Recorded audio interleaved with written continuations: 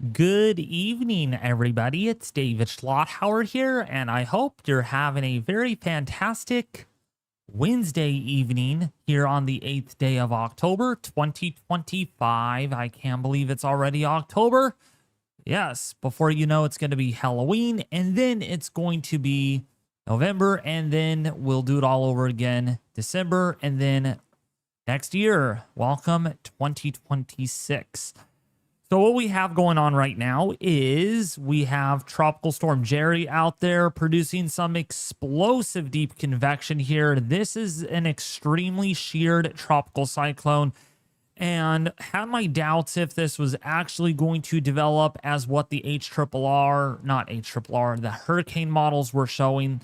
We're actually showing that this would be a formidable hurricane by now. Well, looks like that's not happening the way this system is behaving, with a lot of vertical wind shear in out of the west-northwest and the westerly direction. And you might be asking yourself, like, how's there vertical wind shear? If we look at the cirrus clouds here, there's not much movement with that, but we have to understand vertical wind shear is not just upper level winds, but it is also storm motion involved as well. And Jerry is still hauling butt pretty quickly right now, off to the west-northwest and even almost due northwest at this time at around 20 to 30 miles an hour. So it is moving pretty darn fast. In fact, it is moving so fast that Recon did not find a closed circulation anymore on the southwestern side. At least they barely found anything that was considered a closed circulation. So it's how fast this is moving. Yet they did find hurricane force winds on the northeastern quadrant. But when you do the average here, this is not a hurricane by any means, and it is still a tropical storm with winds of about 65 miles an hour. So that's what happens when you get a storm that's moving so fast. It's very weighted on one side with the strongest winds, primarily to the right of the storm motion. So if the storm's moving northwest, the winds are going to be strongest on the northeastern quadrant. If the system was going to the southwest, strongest winds would be on the northwestern quadrant, if that makes sense.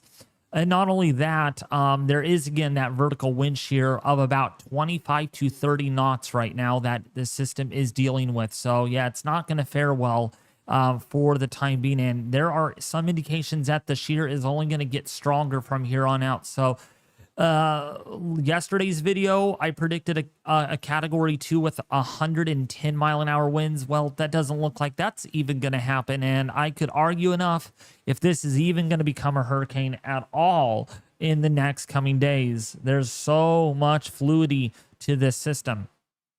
And that's why, honestly, I wait until the last minute when something actually develops before I make videos at this point, because this hurricane season has been nothing but chaos. Really, you can't predict. You really can't. These systems have a mind of their own, it seems like. So looking at the 7-day graphical tropical weather outlook from the National Hurricane Center, and you can see there is Tropical Storm Jerry lurking out there in the very far extreme most portion of the Caribbean. I don't think you call it the Caribbean at this point, but still, in all, you know where it's at. It's down there in the deep tropics with a pressure of 999 millibars, and it is moving pretty quickly, again, at 21 to 26 mile an hour range. So this is, again, hauling. It's moving fast. I mean, usually systems that develop here would take probably about 6 or 7 days. This system literally took about 4 days to get over here. So this, again, the system's moving pretty quickly.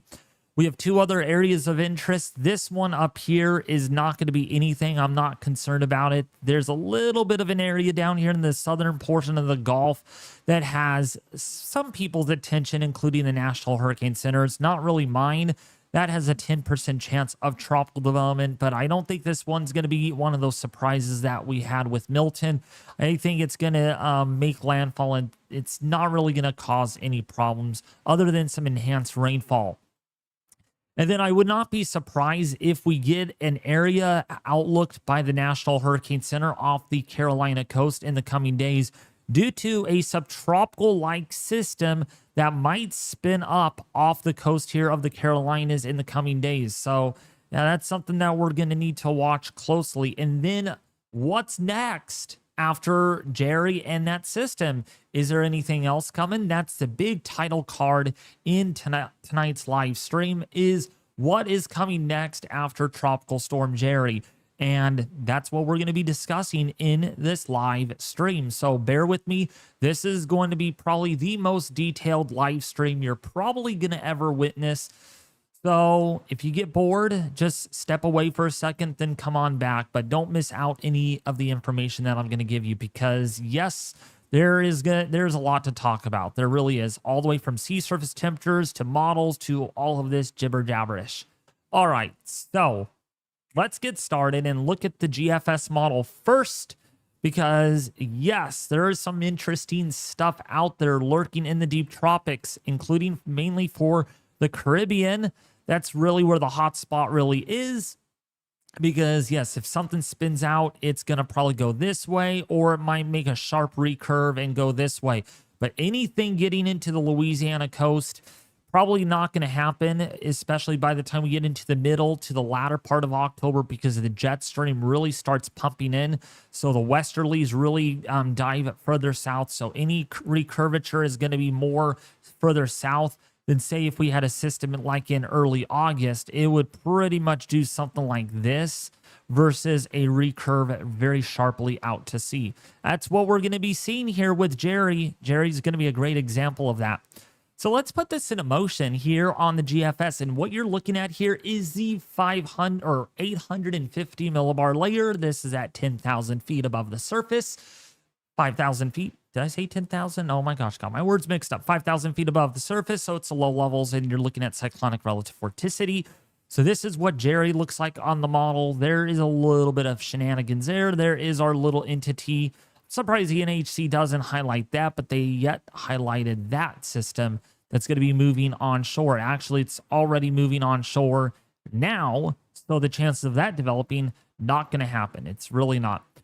Now, what's going to happen here over the next 3 days? Well, this is for Saturday on the 11th of October. Keep an eye on this little guy right here. That's going to really spin up into something pretty significant.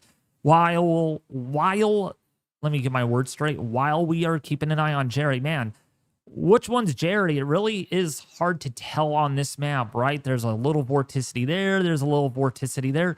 Man, another little interaction like we had with Imelda and Humberto, believe it or not. Like, man, this part of the basin has been quite the busy one this hurricane season. Really, just that little small area. You don't see that often, right?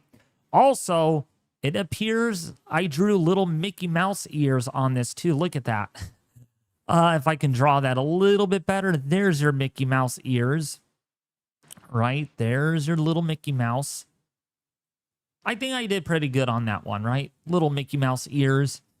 And then looks like there is the nose or the mouth. Maybe this is the mouth, kind of sideways or something like that. Love it when models give us faces, right? And it looks like it's Mickey Mouse tonight on this map. In the next 3 days or so, will this actually look like Mickey Mouse? We will see, because models have been like all over the place. This is only one model run. It actually has shown Mickey Mouse on it. So putting this into day 4, yes, there is our subtropical storm spitting about out there. How I know it's a subtropical storm is if we actually zoom out again in the same sector. Here is a cold frontal boundary. Oh, no, wait, there's a warm front. Sorry. A warm front, then there's your trowel and cooler air moving in on the backside. So this is subtropical in nature. If we look at the upper level jet, there it is. This is not tropical because it has that jet stream interaction. And so some deepening with that system is expected to occur here. You can see it right here, really bundling up that energy. Wouldn't be surprised if the NHC decides to give this a name eventually, because man, that is some strong winds coming offshore there. Look at that wind fetch. That is 40 to 50 knot winds coming in out of the northwesterly direction. So that would definitely meet the definition of a tropical storm by all means, or a subtropical storm. Sorry about that. And then there's your warm front up there to the northeast of the system. When we zoom in even closer here, I mean, yeah, look at that. That is one heck of a windstorm that the Northeast is going to be facing. We got some high surf too that is going to be billowing up with this system. Yeah, that's a 990 millibar. Well, yeah, wouldn't be surprised if that gets tagged from the NHC of it being a subtropical storm. And depending on how close this gets, man, this would be a very, very big rain producer, especially along the northeast coast here of the New Jersey coast, all the way southward into the Carolinas.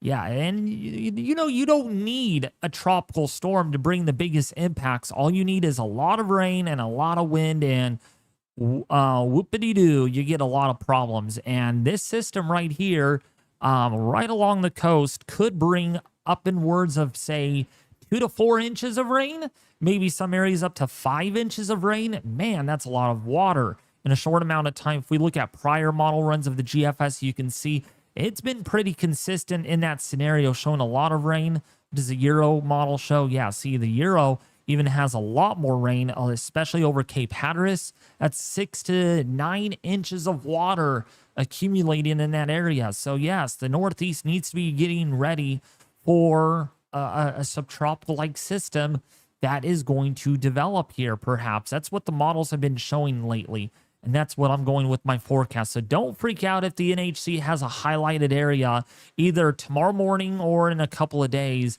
because of this area of disturbed weather. And then it does become a little bit more tropical in nature here as it kind of detaches its way from the overall jet stream. Not really much, but it's within that trough. And it does try to develop a little bit of some extratropical like characteristics, not really tropical, but extratropical before it moves out then. Now, what comes on beyond that, there's a little fuzz. There's too much fuzz out there. GFS sniffing out tropical systems. I mean, there's just so much energy out here to work with. And so my own thoughts with this is, I'm not believing this just yet. This is being pushed further and further and further out.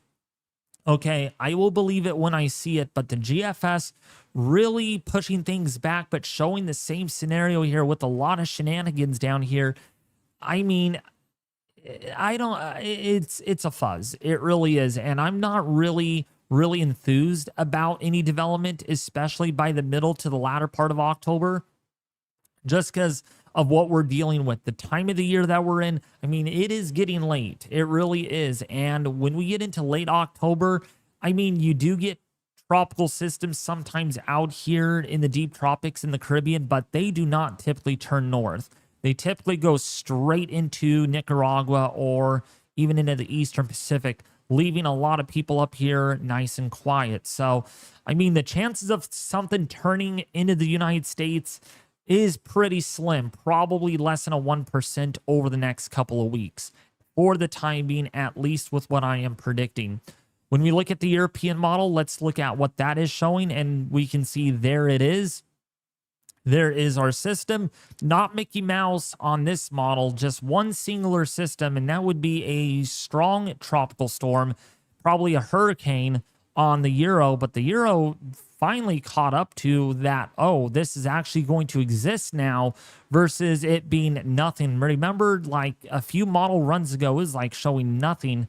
Now it's showing something a little bit more significant here on the Euro since the last couple of runs. And then there is your subtropical-like system bringing a lot of impacts there to the eastern seaboard of the United States. All right, and then here comes that area of disturbed weather. We will see about that. Some of the ensembles are picking that up, but no deterministic model yet picking up on, or no ensemble member, that's what I was looking for, not picking up on, no, let me get my words straight. The deterministic model not picking up on anything out here, but the ensembles are. That's what I was looking for. And then here is the tropical wave that the deterministic Euro is picking up on right now. But I'm not too concerned. It is pretty far out in time. Again, once we get closer, we will see if that actually pans out. But right now, there's just a lot of noise out there on the models. There really is.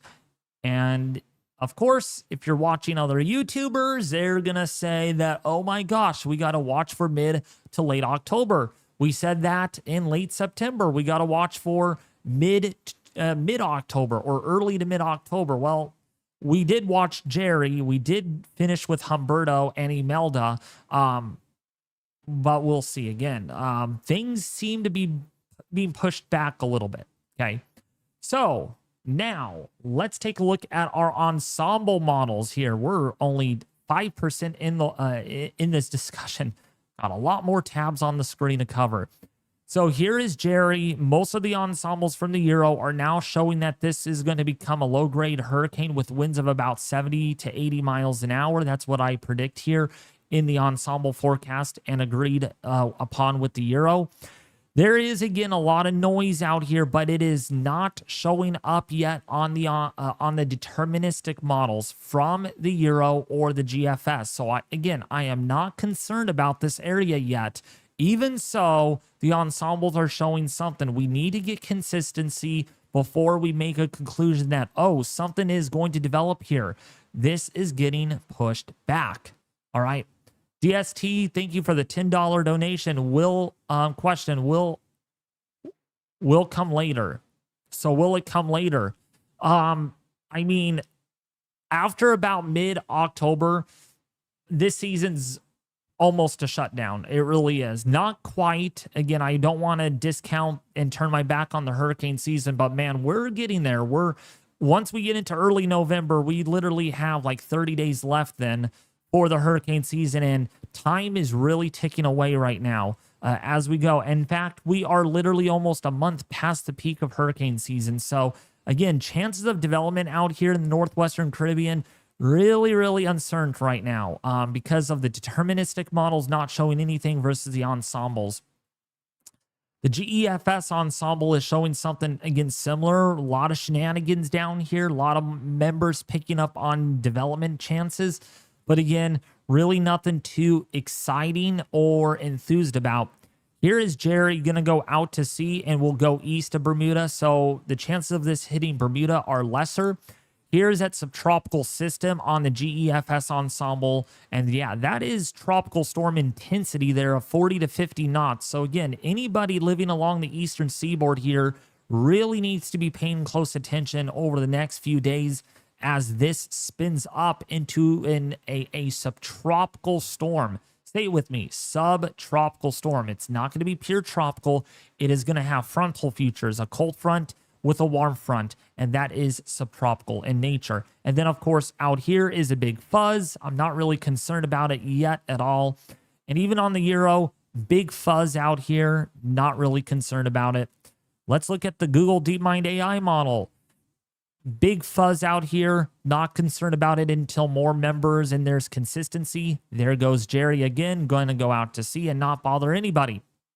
And I'll explain how lucky we are here in just a second, but look at nothing here and nothing over here. So I'm impressed with what I'm about to show you with what the Global Tropic Hazards Outlook is showing.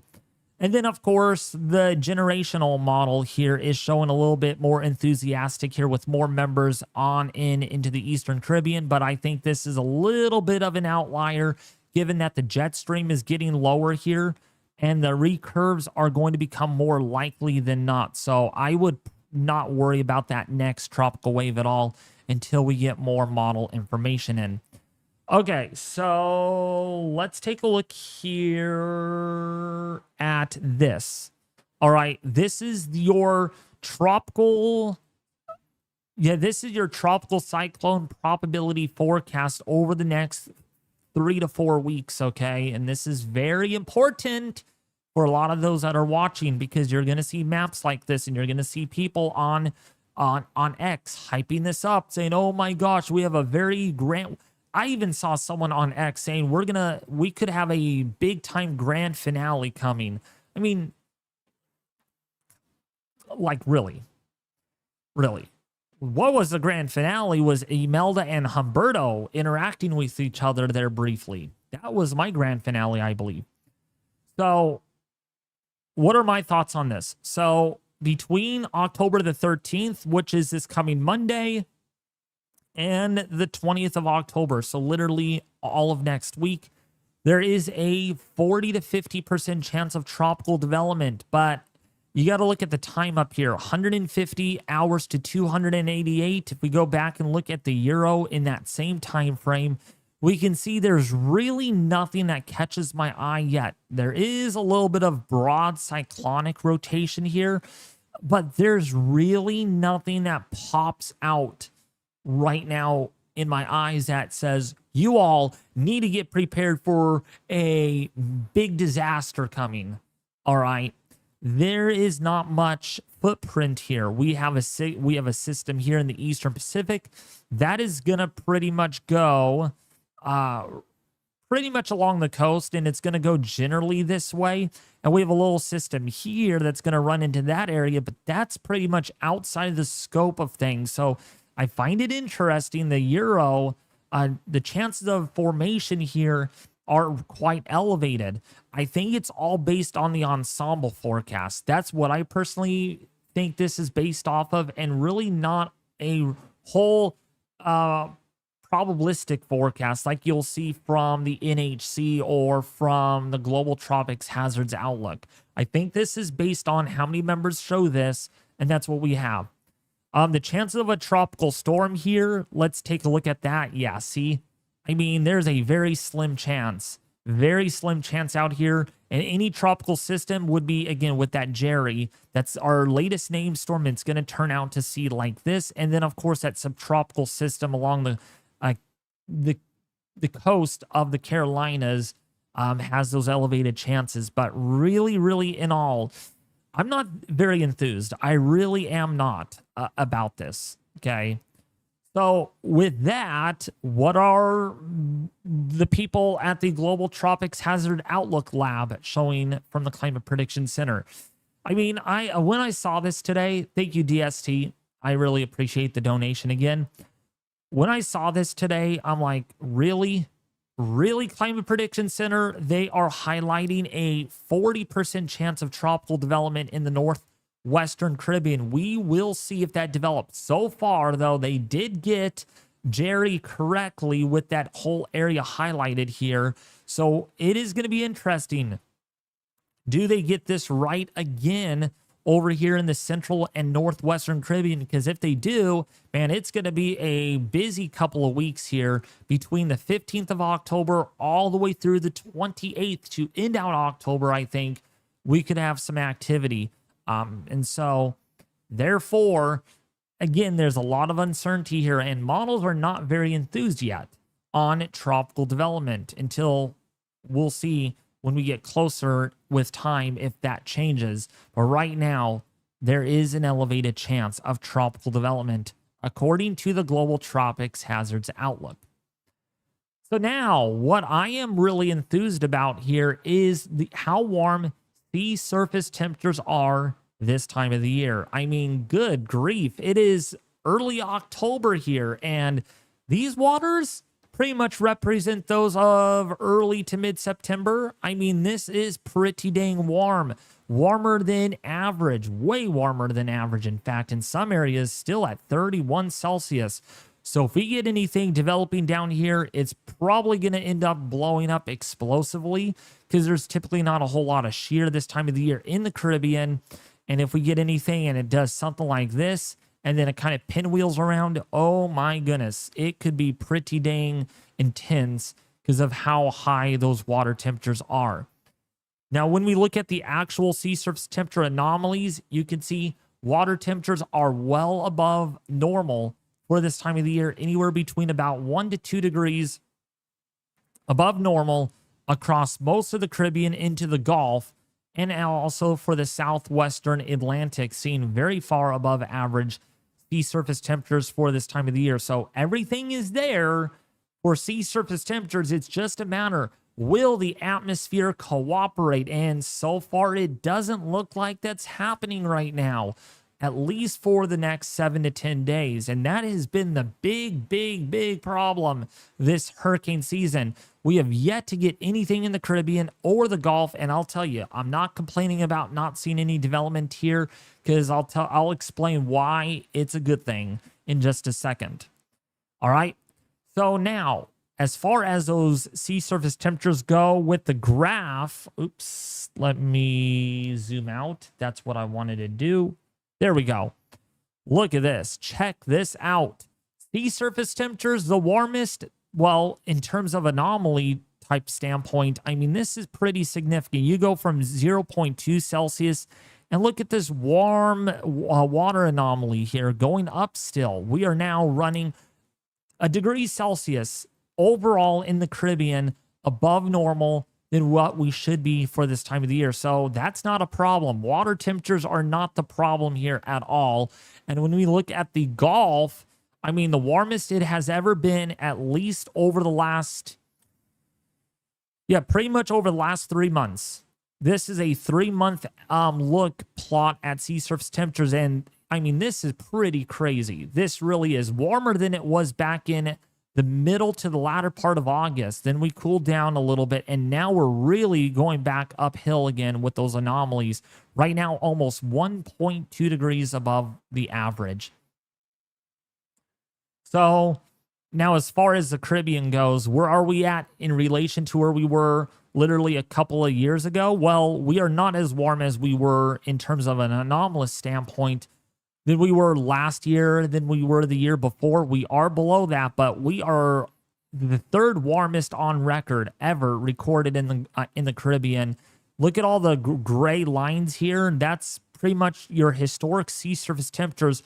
I think this is going all the way back to 1991. That's what that is. Oh, no, wait, no. Those are different years, I think, going back to 1991 and 2020 average.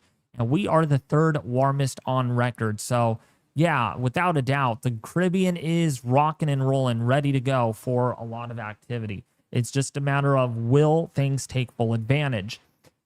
So now, how much upper ocean heat content is there in the deep tropical Caribbean here and the Gulf? I mean, this is insane. This is insane in a whole different standpoint. Excuse me here. All these white colors, yeah, that's 200 units. That the upper ocean heat content in this part of the Caribbean is so significant that, I mean, this could support a couple of Cat 5 hurricanes. I mean, that's where we're at. So much heat is being piled up down here in the deep tropical Caribbean and the southern Gulf and the southwestern Caribbean, or in the southwestern Atlantic. That is not a problem at all. Okay. Everything is there. Everything is there for a very busy period. It's just a matter, will the atmosphere cooperate? So, upper ocean heat content anomalies well above average in the Gulf and the Caribbean. Not a big problem at all with that. When we take a look at our velocity potential anomaly here, pretty much what we're seeing here is a lot of green and blue. That means a lot of upward motion, a favorable environment coming through the area all the way through pretty much the middle to the latter part of October here.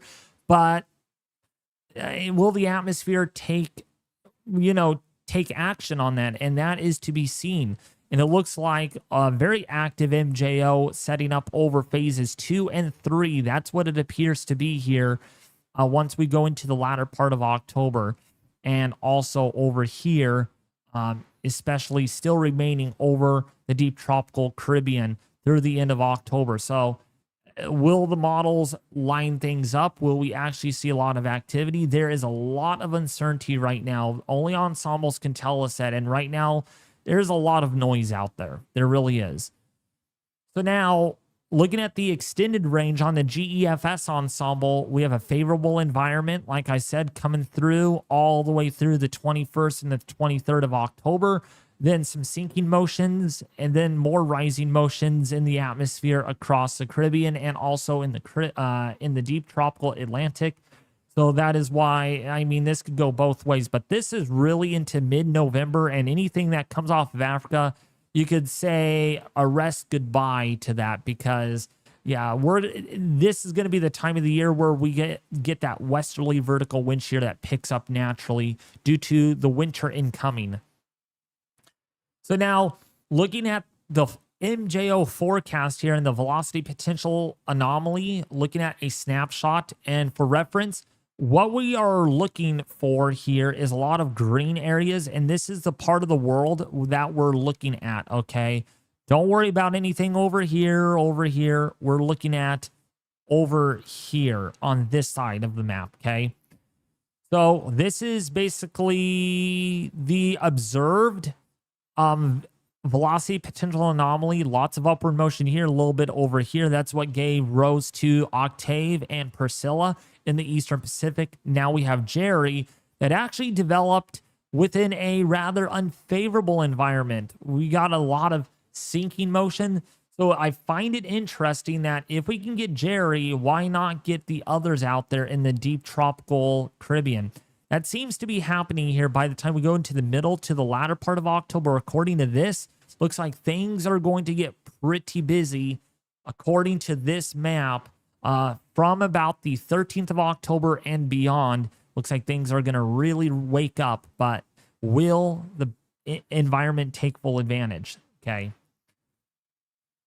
So now looking at the MJO forecast here on the GEFS Ensemble, and we can see this is phase 1, phase 2, phase 3, phase 4, 5, 6, and 7, and 8. And right now, the MJO is pretty much in the null phase. Maybe when the MJO gets over here, actually, maybe the models will start waking up significantly. We'll see if that actually transpires. But yeah, there is definitely a very amplified MJO signal here into phases 1 and 2, which would historically favor much of the Caribbean and most of the Atlantic. But again, it really will be up to the atmosphere if it wants to cooperate. And right now, I'm leaning on the lower side of this. There's not much. I'm not very confident in an active period coming yet. Now, looking at the European Ensemble forecast, again, similar output here, but you can see less of an aggressive signal on the Euro versus what the GFS showed, with the Euro still coming out of the null phase, with most of the members here indicating that it will propagate into phase 2 and 3 by the middle of October. But again, it's up to the atmosphere. The Canadian model is a little more aggressive here and more organized with that MJO. You can see it definitely is just staying outside of the null phase all the way until the early part of November. So this propagates nicely with most of the members showing a lot of aggression here with that signal. All right, almost thought I was recording this for a second. So oh yeah. So I wanted to summarize all of this. Despite, and let me go to the Cyclonic webpage here again. Let's go to here and let's click on this down here. I'll tell you what right now. I will tell you what. Despite, oops, let me zoom out on this so you all can see this. Despite the ACE score being so rather high, I mean, we are, man, we're not, 2024 is not even on here. We're well ahead of 2022. Yes, the ACE score is really high, okay, rather high, you know, and it's above average. But this is one of those life lesson learned kind of deals that just because you have a really high ACE score and you have 10 named storms, yet we have had only one U.S. landfall, and that was Chantel. Yeah, it's been that long. That developed way over here, like literally in the latter part of June. We have yet to have a U.S. landfall, and I'll tell you what, I am not complaining about not seeing landfalls. It means I get other stuff done, like the snow forecast that I will be mentioning here in just in a minute, and getting other stuff done. Man, I was actually able to go for a walk and actually take video of some deer. Yes, gotten to see some wildlife out there. Was out there walking for about 2 hours, and I could have not done that today because while the tropics are rather quiet, we're really not seeing a whole lot out there other than Jerry that doesn't look to be a direct landfall impact to the Leeward Islands anymore. So I was like, you know what? I'm not going to make a video today, and I'm just going to go for a walk. It's a nice day, you know, and so I'm loving it. I'm telling you, can't ask for a better hurricane season than this. because, yeah, I've spent a lot of time other than doing YouTube, other background behind the scenes stuff for you all, what's coming this upcoming winter. And this is basically what it is looking like here. This is basically the summary so far. We have had 10 named storms, 4 hurricanes, and 3 major hurricanes. Now, here's a little bit of a twist, and you guys literally are going to be like, yo, bro, like, how did you see this the whole time? Let's go to X. Okay, let's go to X. And I wanted to show you my preliminary hurricane forecast. I mean, you can't predict much better than what I did here. So I clicked on this post. Or this is mine, basically. And guess who made this? I made it. And here is my hurricane seasonal forecasting. Okay. Here is my hurricane seasonal forecasting so far, right? And so in April, I predicted 10 to 15 named storms, 5 to 8 hurricanes. So that was a little on the higher end side. Well, we could still squeeze. Well, if we get Jerry to become a hurricane, that will be 5 hurricanes. And then 2 to 3 major hurricanes. But look at this. The forecast really has not changed very much. It really hasn't. I mean, this is incredible. I mean, I got to give myself a good pat on the back because, I mean, I saw this all the way back in April, and I'm sure people didn't believe me like, oh, yo, bro, you're way too conservative with your forecast, dude. You're way too conservative. Well, sometimes it's good to be conservative because look what we have so far. We have 10 named storms. Yes. So yes, it's on the lower end of my forecast. We have had 4 hurricanes. So look at that right there. So 4 hurricanes on the bottom end of the forecast. The only one that I hope that does not overperform is the number of major hurricanes. We've had 3 major hurricanes so far this hurricane season. So you can see 10 named storms, 4 hurricanes, and 3 majors right in my box of forecasting. I mean, wow. I've got to say that to myself. So what do you guys think about that? Like, you're going to be like, David did not get that forecast accurate so far this hurricane season. You know?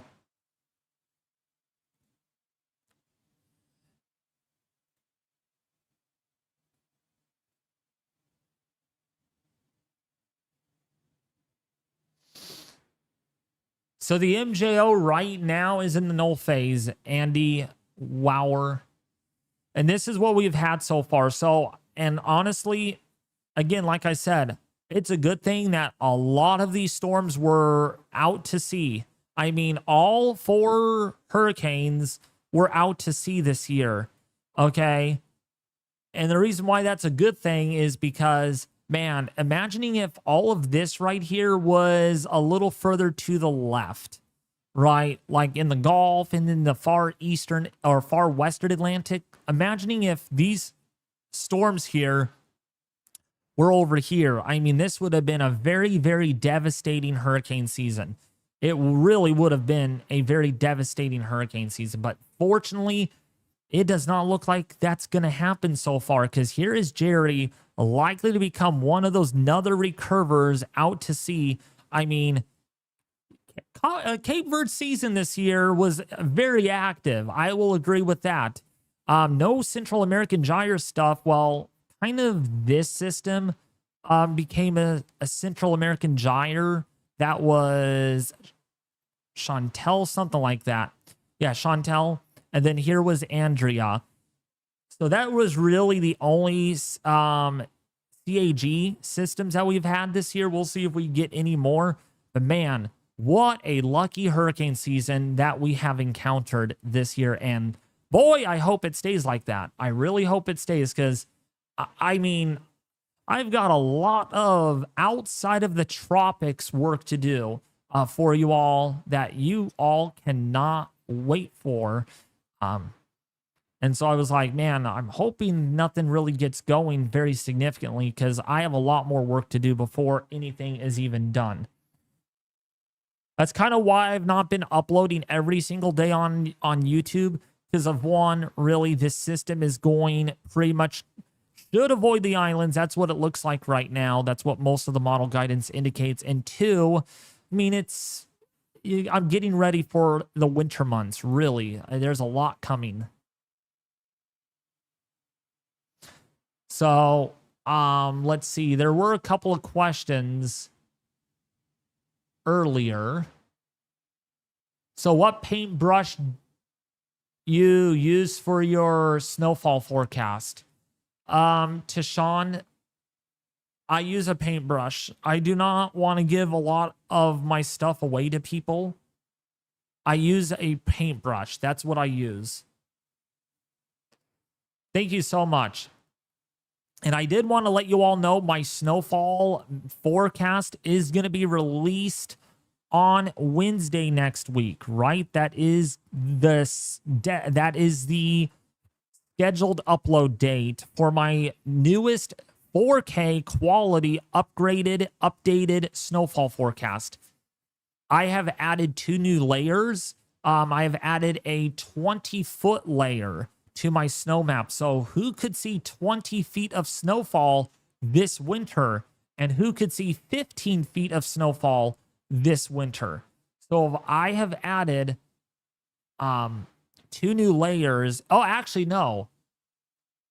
I've actually added 4 new layers. I've added a trace snowfall amount layer. I've added a 0.1 inch snowfall layer. And then everything above that with the 15-foot and 20-foot snowfall layer as well. Yes. So this is Jerry that you all are watching.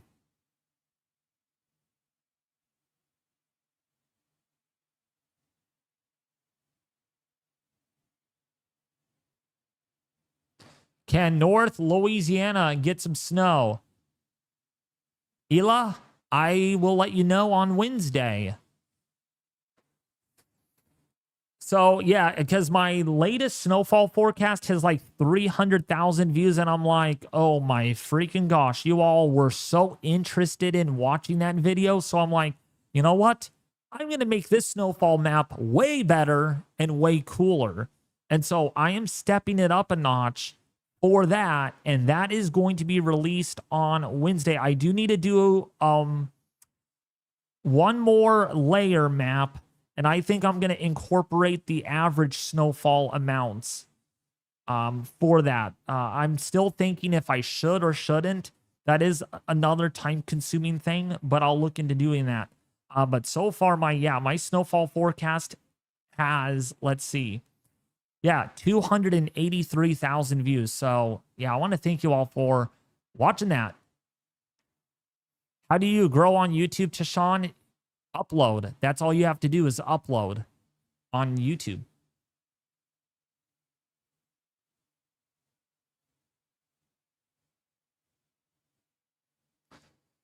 Yeah, the National Hurricane Center has done pretty good this year. Really, not a big issue at all.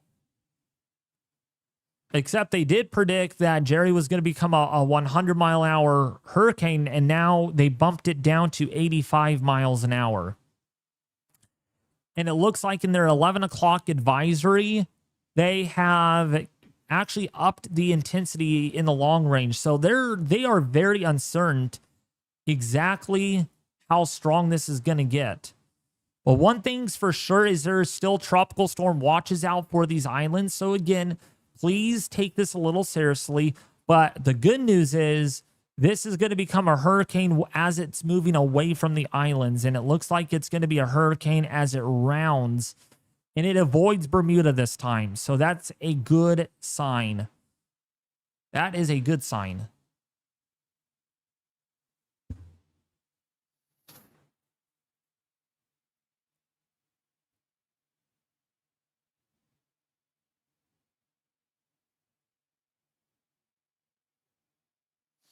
Yeah, this is the latest advisory from the National Hurricane Center. Winds are at 65 miles per hour, and it is slowing down a little bit now at 18 miles an hour.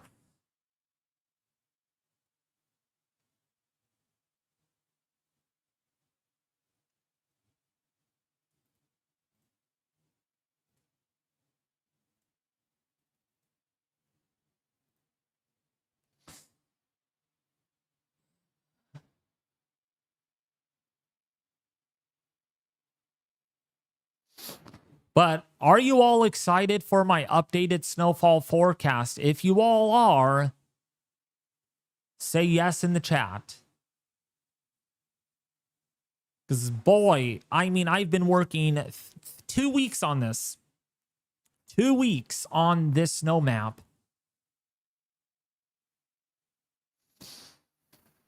And I'll tell you, it was not easy. Not easy at all.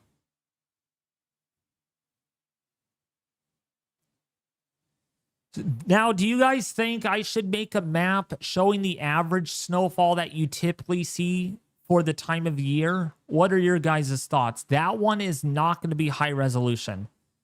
I'll tell you right now.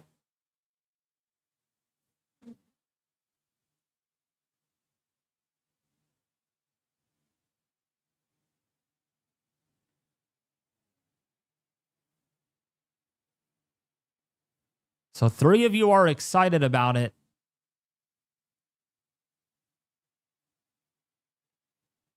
Nice.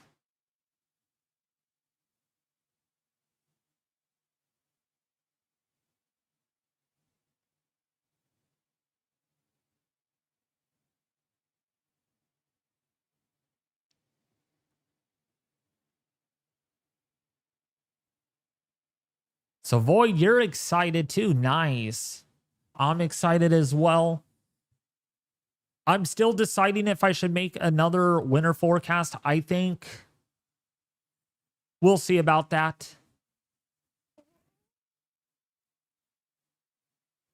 What's up, Jeffrey? How are you? Welcome. So yeah, this is the National Hurricane Center map showing us where the storm is going to be.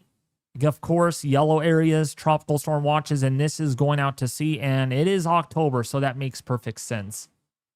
But again, I cannot ever think how much about how good of a hurricane season this was, with all the storms pretty much turning out to sea except a couple, which was pretty unfortunate. We had Imelda, we had Chantel. Barry's remnants dumped ferocious amounts of rain over Kerrville, Texas. We had Andrea down there in Mexico, but really otherwise, I mean, if you look back at any year, I think this is one of those years that really hasn't been all that impactful yet.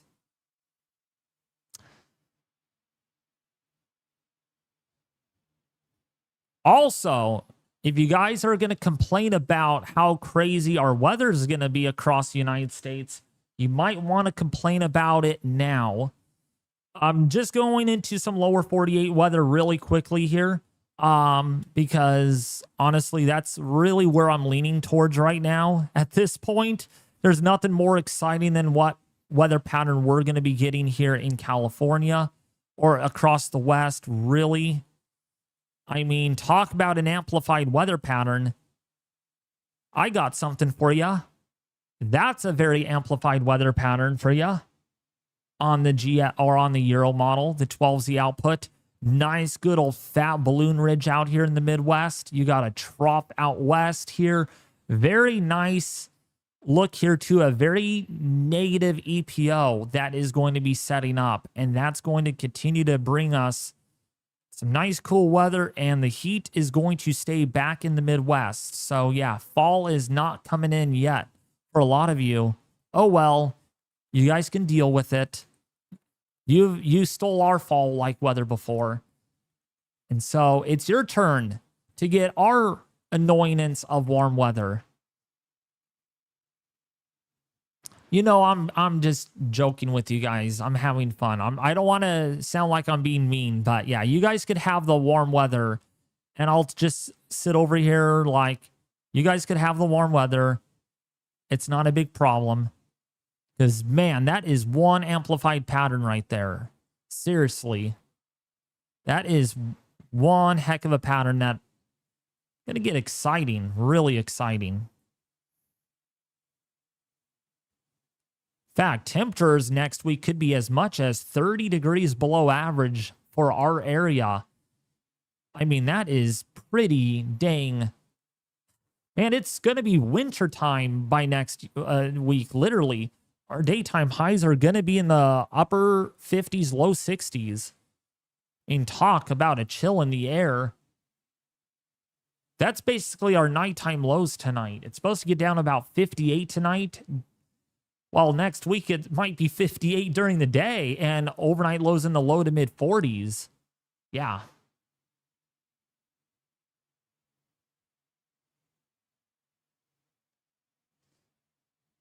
I have a question, not about this, but what graphic do you use for your winter outlook? Thanks. So the only thing I will divulge about the secret about what I do is I use trilogy maps. You can go find those on trilogymaps.com. Okay, so let's go to that.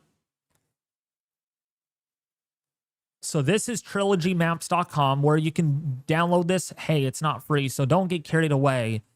This stuff is a little pricey. It's fully understandable. You get 16 quality, 16K images. You can zoom into any area you could ever imagine. Looks like he released more maps. Did he release more maps? I think he just did. Yup, he did. There's the Europe map. The Australia map is out now. Wow, you can get the Ohio map now. Oh, yeah, look at Japan. You can get Japan now. The UK map is out. Brazil, what the heck? He goes all the way down to Brazil. So, yeah, you can go check this website out to get those maps. And then, of course, I am not going to divulge my my snow forecast. But this is what I use. You literally have to know. This is basically only for California because I don't want to show you my snow forecast map yet because it's not quite done yet. Got to do some more editing. But you have to learn on how to use layers. You have to know how to transparent layers. You have to know how to use a lasso tool. It is not very easy. Believe me, that's why it's taken me about 2 to 3 weeks on my snow forecast map. The updated version. The updated one. Okay. So, yes, if you all are wondering what I use Photoshop. That is not free as well. It's a monthly subscription. So, yeah, some of the donations that you guys donate me go towards these expenses to making things run. How do you get the map zoomed in? So, I guess I could show you. Heck with it. Heck with it. I guess it's going to be a little tutorial on how to make a weather map. Maybe that's going to be one of my videos soon enough, is how to make a weather map and see, this froze. Yep, it crashed. This seems to be happening a lot where it crashes. There we go. So let's just use this for reference. Let's just use my thumbnail in today's live stream. So what you have to do is you have to hold the control key, hold it down and select. There's a faster way of doing this. I forgot on how to do it, but I just simply use control. And these are going to be highlighted. But make sure you select the layers that you want to move around as you're moving your mouse. So I'm going to want to move this around and my thumbnail. I'll keep the what's next there. So now those are highlighted. Now I can drag the map around. And then what I have to do is come down here.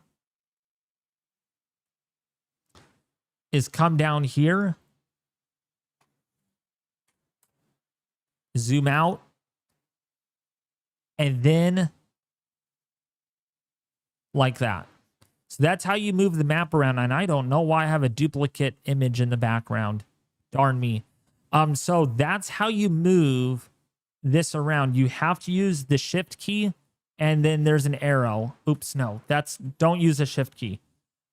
Just use nothing. Just use the left mouse click, and that's how you can drag and adjust your size, and you can move the image around. But the minute that you unselect these layers, you will select one layer and you will move one layer around, and you'll end up with something that looks, well, after this transforms.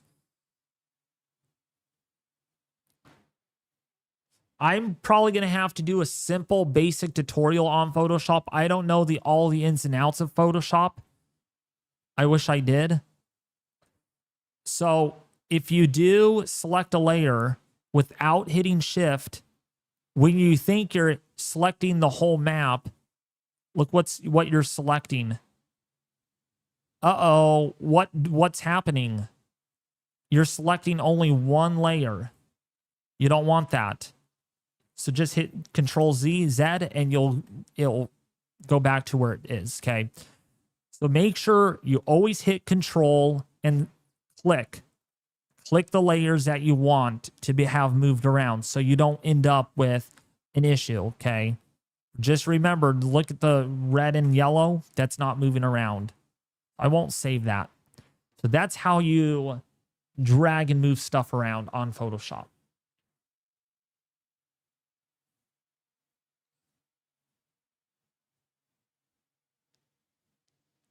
Thank you so much, Colin. Yeah, so I'm probably going to see that. That's something that I might do. I don't know. I haven't thought of making a tutorial yet for Photoshop. I mean, it will be very basic. So you guys are coming to me about, wait, how do you make this turn and that turn? Like, or how do you crop something out and then change its color? I'm still getting into the deeper parts of Photoshop. Okay. That's why it is a paid software. You can't get it for free because it is so complicated. It is more complicated than GIMP. You guys have never heard of GIMP before. I don't use that anymore. That's just a little too basic for me. I want something a little more advanced than I'm used to. And so I have moved over to Photoshop with my edits. And I'll tell you what, it's pretty good. It's really good. Thank you, Princess. And I mean, you could even copy an image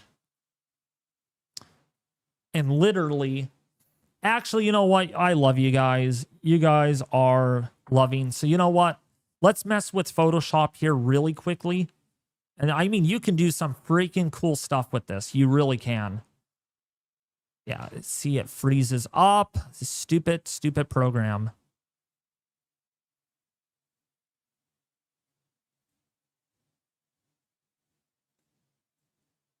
And it freezes again. That's the second time. Let's see if it freezes a third time. And of course, it does.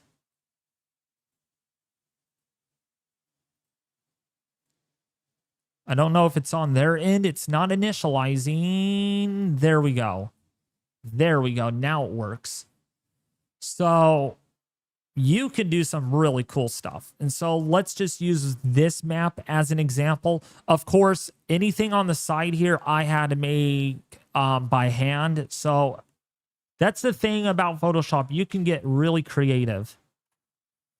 So this is a wind map that I made, and it's for my Sacramento Weather Center office. So what I will do here is select all layers. Shoot, I forgot to actually have the dark blue layer selected. You could also make things more transparent as well.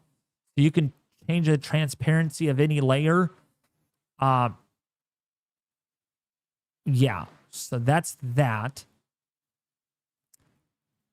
So I'll select all these layers again because I want them deleted, and then hit delete layers, and they'll ask you yes. So then I can make a map. And again, this is from trilogymaps.com. Now, if you're going to use this in Pixlr or anything, okay, actually, you know what? We can use a tropical. Yeah, I guess we can use this. So if you're going to use Pixlr or any third-party program that's free, it most likely will not give you much flexibility in terms of making all these different layers and drawing all sorts of cool stuff, okay? You're only going to find that on programs like this. Adobe Photoshop is a really good one that you're going to find this. And you could have many layers selected here, but I don't want these layers selected because I just want the map looking like this. So then how do you make that overlay, David? Like how? How do you do it? So let's add a layer here. So you'll draw. Always use your pick color tool, and I'm going to make a layer, and I'm just going to draw wherever I want, right? That's the whole theme about this, okay?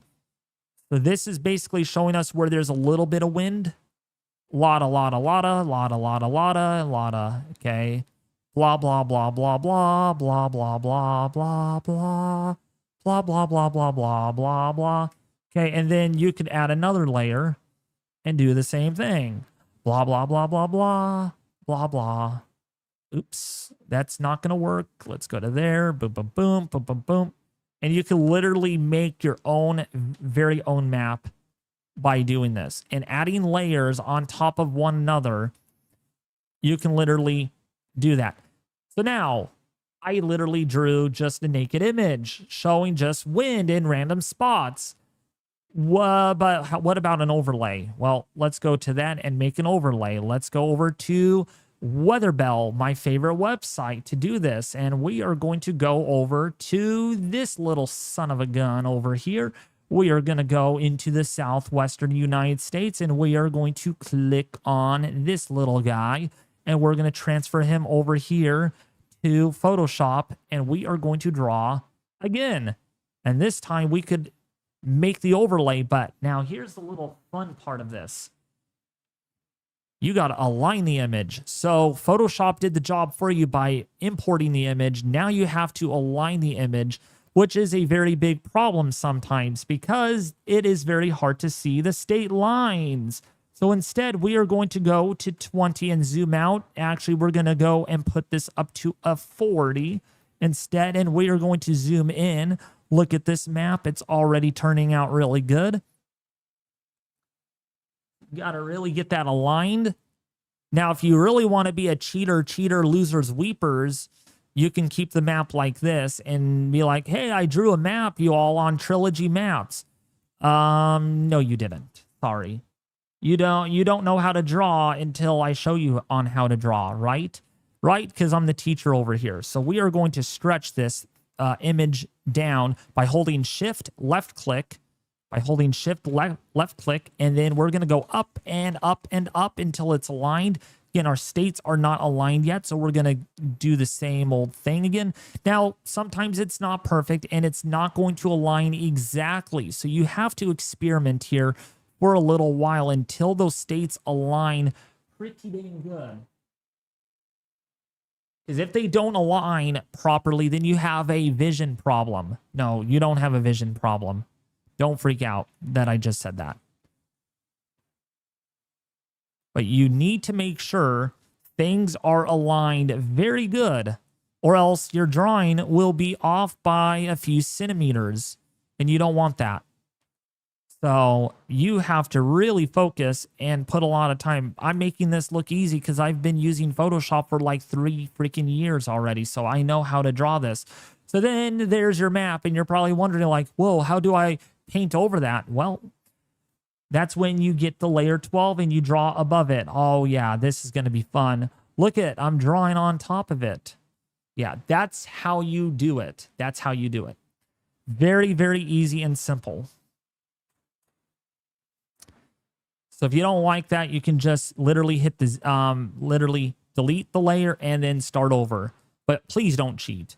Saying, oh, I drew this all up, because I will exactly know where you got that image from, and that is literally from Weatherbell. I'll save it for the sake of it.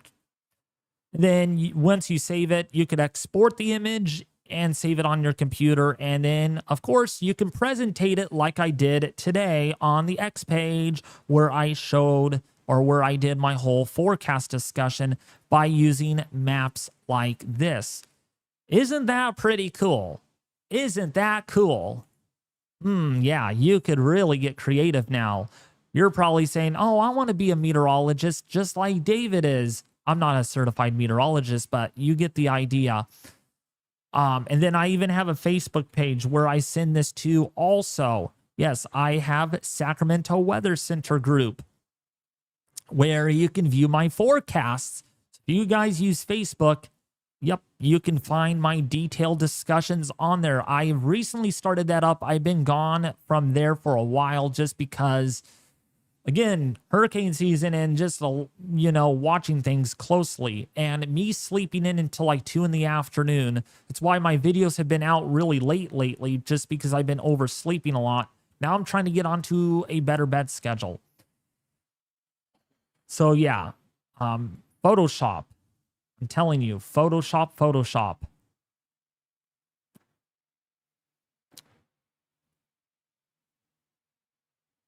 Boy, I lost a lot of people. Sorry if I made you guys feel bored over here.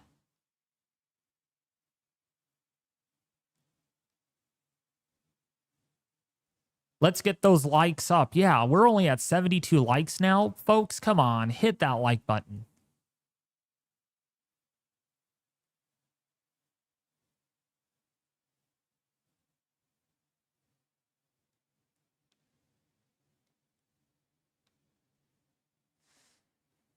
So yeah, Photoshop is extremely friendly. Unless you don't know how to use it, then you'll be throwing your keyboard on the ground and you're wondering like, why in the heck did I just throw my keyboard on the ground? Because you don't know how to use Photoshop. Gosh darn it. You have to learn. You have to learn. And learning can take very long. Sometimes 2 months, 3 months, 10 months, 2 years, 4 years. Depends on how much time you want to spend learning on how to use Photoshop. But yeah, once you get to know on how to use it, you'll be like, this map looks cute.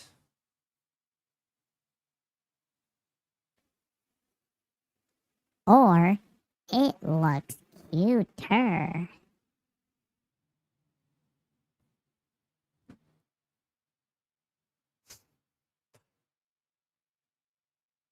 Can you show us how to make a snow forecast? No, because that involves me clicking on and opening the project up, and I do not want to divulge or disclose my snow forecast until release date. No. So it's the same principle. In fact, I used like 30 different layers to make the snow forecast. So you're adding layer upon layer, upon layer, upon layer, layer. Think of it like sheets of paper. You draw on one piece of paper, then you draw and you get a new piece of paper and put it above that, and then you draw on that. That's basically what it is. All you're doing, all a layer actually is simply a blank canvas, and you're just drawing on it. And you're just putting it on top of the United States map, and that's how you're getting the visuals that you see. Do you know when your next winter outlook will be? And laughing out loud. Well, my next winter forecast isn't going to be until probably about October 20th. Maybe beyond that, maybe early November. We will see about that. I probably won't make my overall forecast. That is very complicated because I have to add some effects to that. That's the only thing I don't like about making a winter forecast is making the overall forecast. That is a crap load of a job. That is a huge crap load of a job. Actually, I don't know. Maybe Let me open this one more time, and of course you're gonna freeze. Hopefully not many times. I will actually show you all one last time really quickly here. I know I should have never closed Photoshop because it's gonna freeze repeatedly again. This has not been a thing when it freezes like this.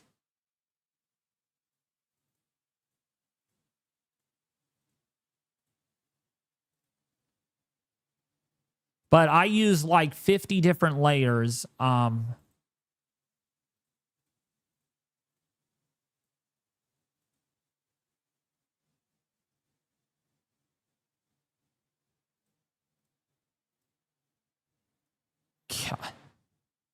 Oh man, it's a freeze lover's dream over here. It does not want to run. It does not want to run. It keeps giving me that error. Program is not responding.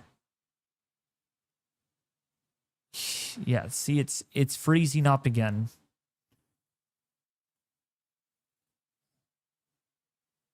Wow, I am going to make a big, huge complaint to Photoshop about this, that it is not running on my computer.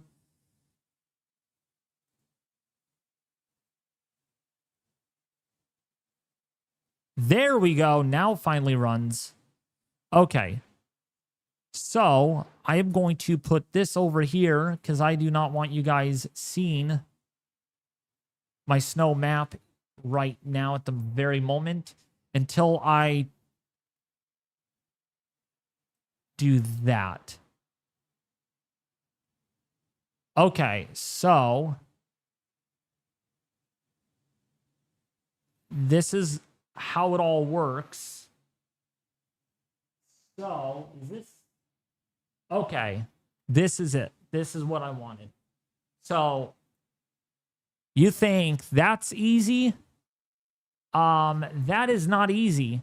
That is a lot of layers. Look at how many layers. Oops.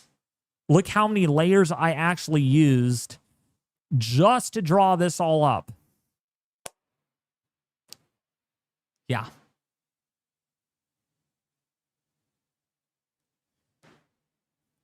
All right, I'll just show you, Tashawn. So you go over. I can't see your screen because you're, of course. So there should be a toolbar on the side here, and you should be able to see the little paintbrush tool. Sometimes you have to right click on it and then hit paintbrush tool. And then you should get your paintbrush tool. But if you get this do not enter sign, that's because you cannot draw on that layer. It's locked. So you have to just draw on this, and then you'll get a circle. But yeah, it takes a lot of layers, and that's just a little bit of it. Just a whole map like this, you know, it's not easy. It really isn't. You can see just how it all pans out right there, you know.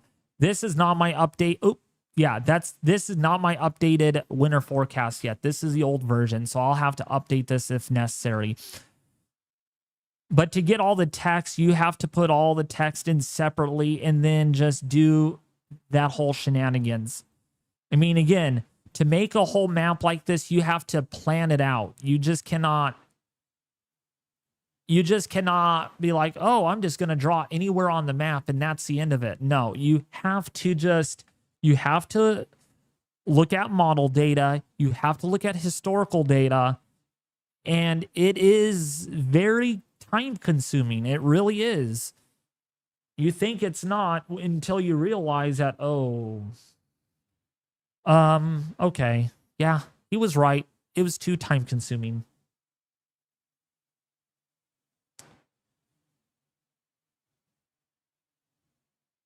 Just a normal paintbrush, Tashawn.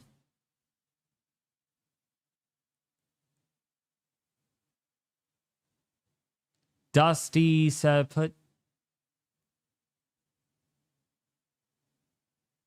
oh my gosh, Dusty, you like you like that voice?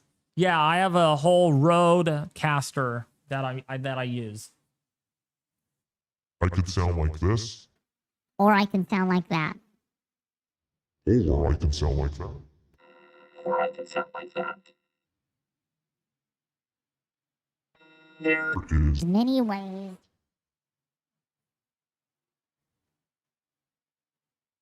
You can, yeah.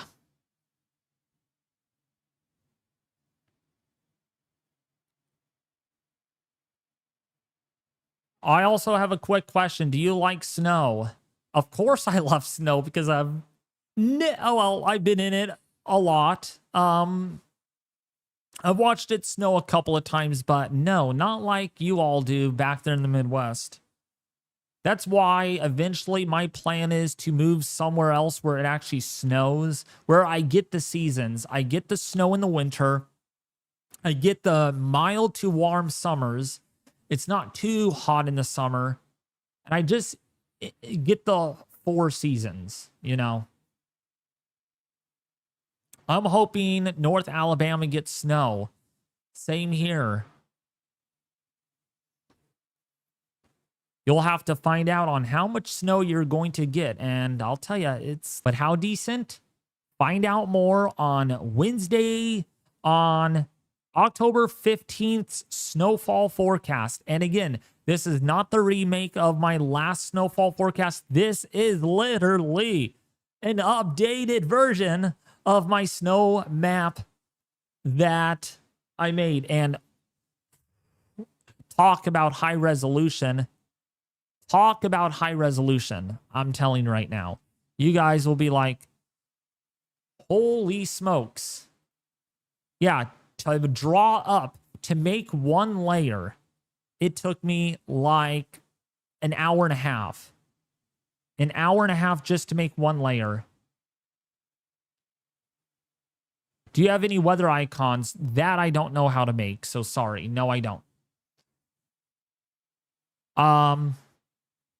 If you want weather icons, go visit Met Graphics. So go to Met Graphics.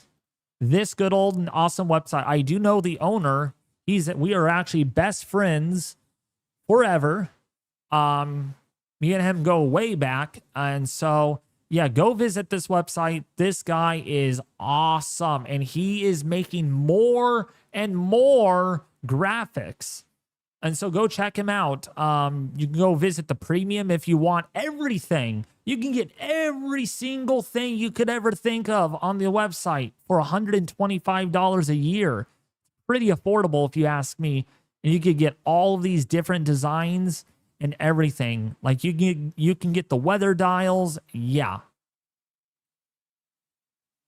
I mean, you guys all think I'm pretty simple when it comes to my weather forecasting, and in some ways, yes, but I do throw graphics in there. I really do. And I'm trying something new for my my United States updates. I am going to start using PowerPoint a little bit more, probably, and making things a little bit more simpler. Can you guys hear me? Testing. Am I cutting out? 1, 2 test. 1, 2 test. Audio, audio.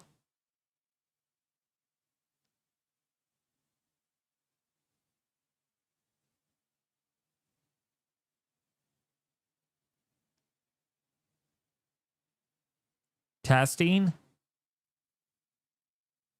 I'm cutting out bad.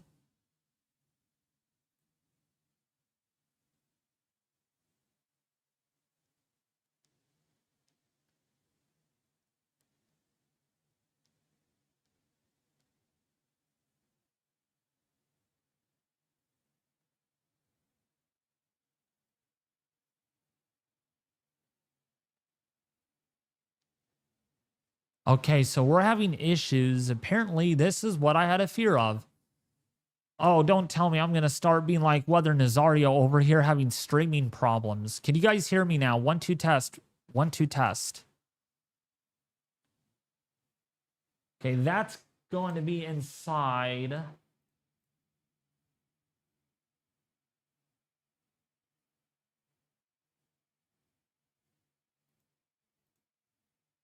I do not know why. Huh. I'm going to actually have to take a picture of that and talk to ChatGPT about that, because that is a problem.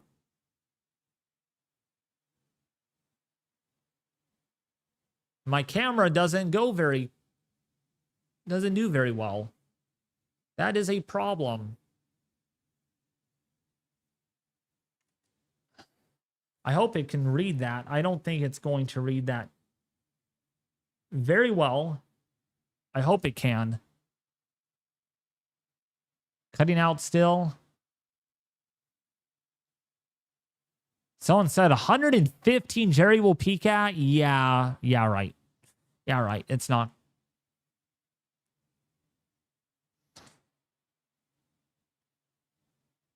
Stream is normal for me.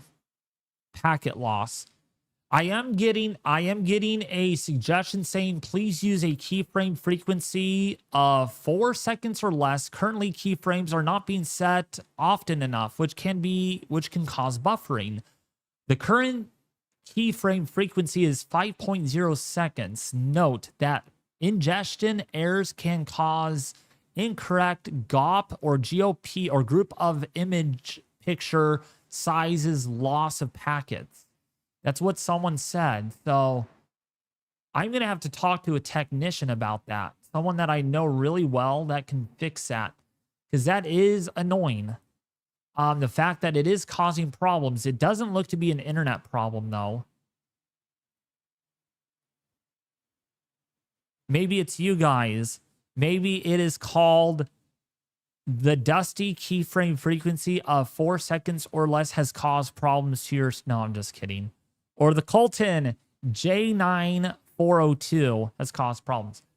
Speaking of that, though, I wanted to show you all.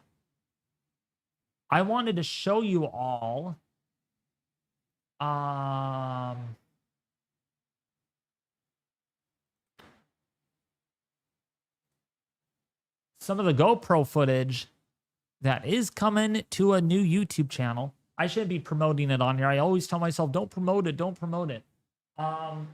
Because I'm bored and I wanted to show you guys this. Yeah, this is some new GoPro footage that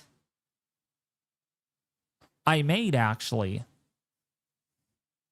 Take a look at that. Oops. Full screen. There we go.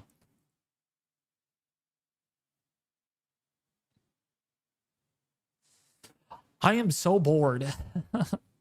That's what happens. I wanted to go live tonight just because that way I can talk to you guys. Since I was lazy to make a video today also. I wanted to get that walk in.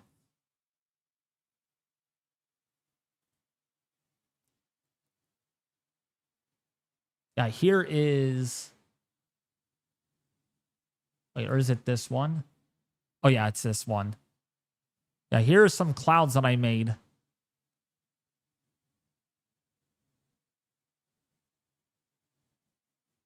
Pretty dang cool, isn't it? And this is going to be on a YouTube channel. I'm not sure when it is going to be opening up. I have not set a date on that yet. But I am looking into doing that. It's going to be something that I'm looking forward to. I just have to figure out a couple of things and then this will be out.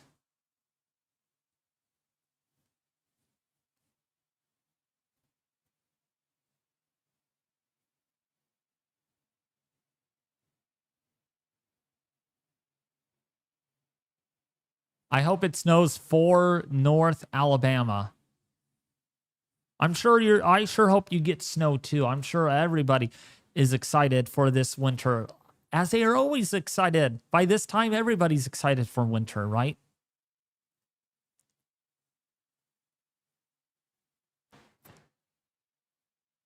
Speaking of that, I need to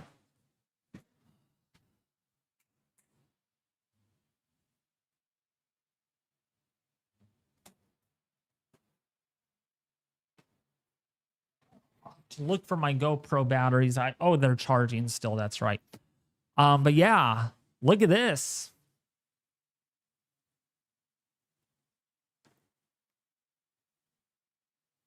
What do you guys think about it?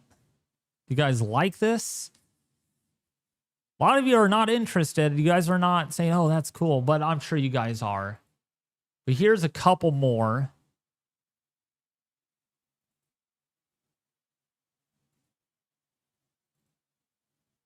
Here's a nighttime one.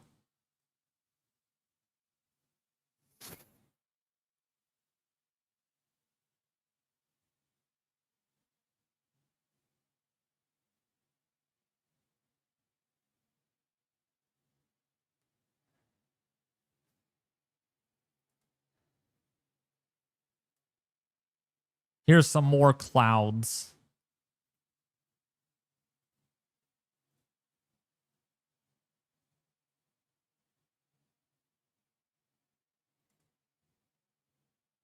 Here's more clouds.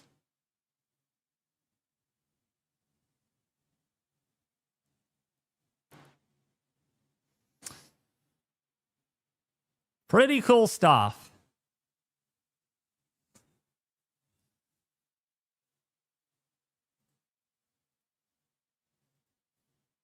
And then here's the best of all that I wanted to show you. No, wait, it's not this one. I don't think it's this one. Oh, it's this one. Oh, no, it's this one. That's right. Yeah, this is a night sky that I did, doing some star stuff, but it is not panning out very well.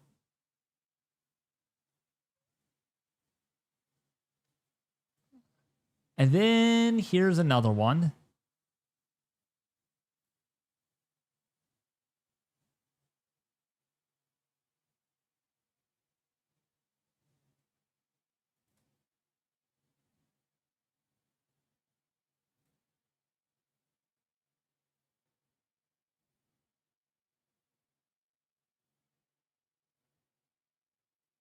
What do you guys think? What do you guys think of it? That's a 5.4K image quality aperture that I used. But there's a lot more footage. Speaking of that, I'll be right back. I know I hate doing this, but I need to go get my GoPro and put a new battery in it. And I left the light on.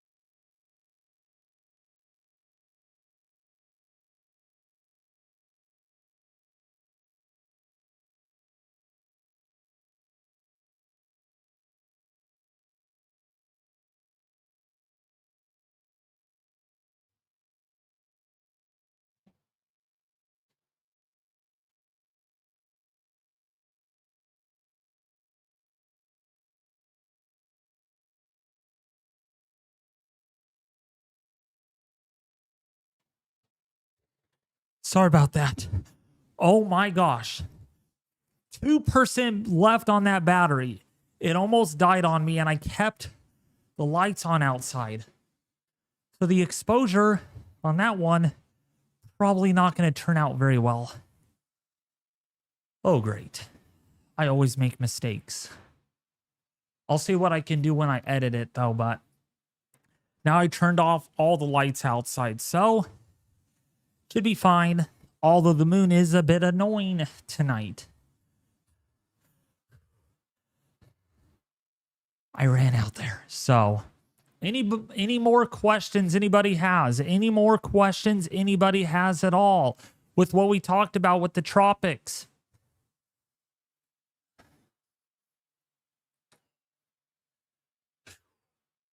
Oh my gosh, I ran out there to save my camera. It did 12 seconds of footage because I have it on a shutter speed. Yeah, I have the shutter speed set to 30 seconds, and it takes an image every 60 seconds. So, yeah, it's pretty fast. Dang, dude, it's been 3 hours. That battery lasted for 3 hours in that camera. Unbelievable. 3 hours. And it was only at 95%. This one should last a little longer. It's David C. Please see my above. Hey, David. The ensembles in the GFS ensemble have been showing a possible disturbance south of the Greater Antilles. What are your thoughts about that if you have not yet discussed it? Yeah, I'm very aware of it.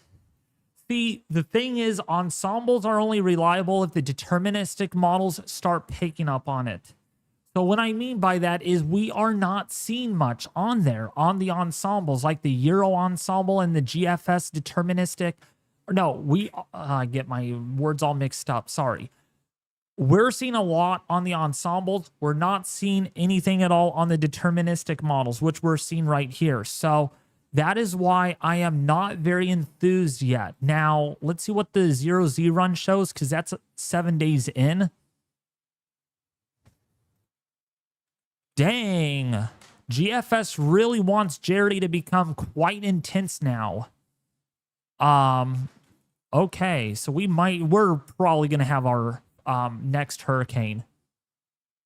We won't, this is 7 days out, so my hunch is, I don't know. I am not liking what I'm seeing on it just doesn't look, it's complicated. The pattern is complicated, and there has not been consistent signals from the operational GFS.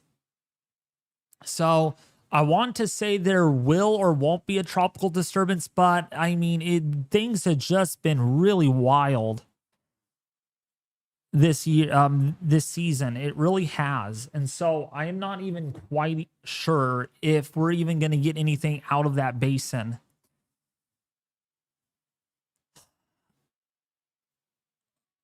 Oh, GFS intensified on our trough over the next 3 days. So that's going to be nice. And then here comes the next one coming on down into California. And it's a lot deeper. That is a lot deeper. Man. You got the good old 540 line almost coming into our area, and then it exits. Then a second trough maybe behind that. Man, we are in for a storm next week. Man, oh yeah. That is going to be a decent storm for California.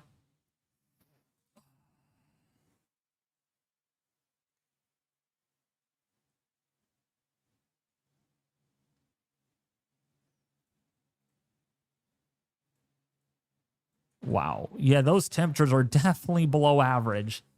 Whoa, welcome winter. That's all I got to say. Welcome.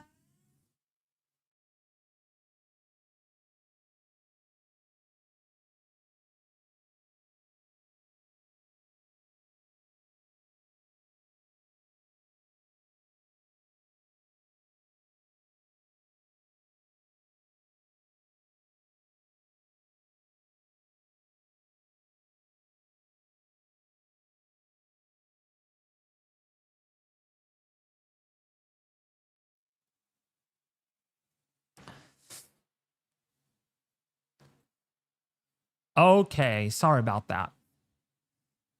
So,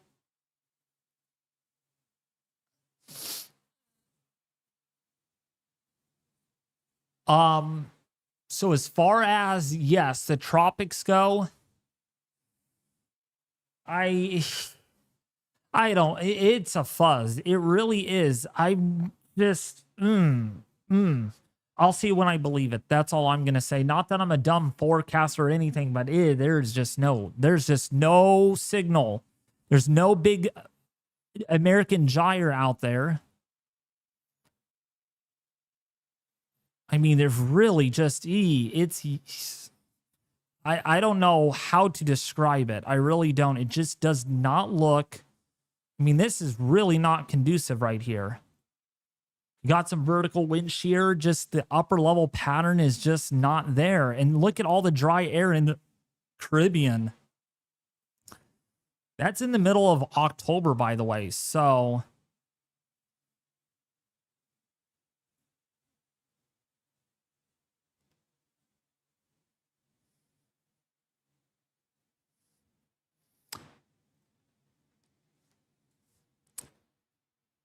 but I'll tell you what's very certain is our pattern back across the west, boy. That is going to be downright amplified. Wow, this is going to be a good textbook summer to winter pattern. Really, I mean, wow, you just can't get more amplified than that right there. That is super amplified. You guys could deal with the heat. I'm telling you, I'm not trying to be mean, but like, you guys can deal with the heat. You guys, as long as you all have the heat, we'll have the cooler temperatures. It's fall for us. But yep, not so fall-like for the Midwest and the Deep South. It is going to be warm. In fact, a couple of areas could have temperatures in the upper 90s. Yeah, that is not normal for October.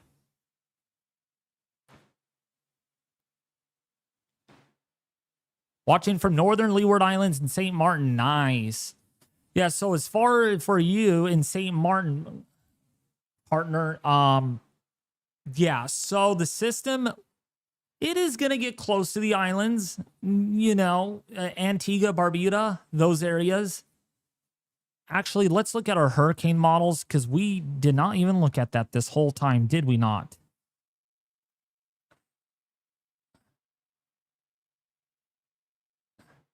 Yeah, see, look at the H-Wharf, really a lot lower on this, and it looks like it's going to miss the islands.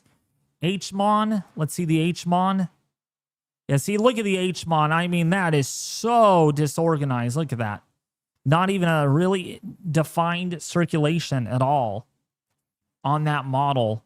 Let's look at the halves A on Jerry.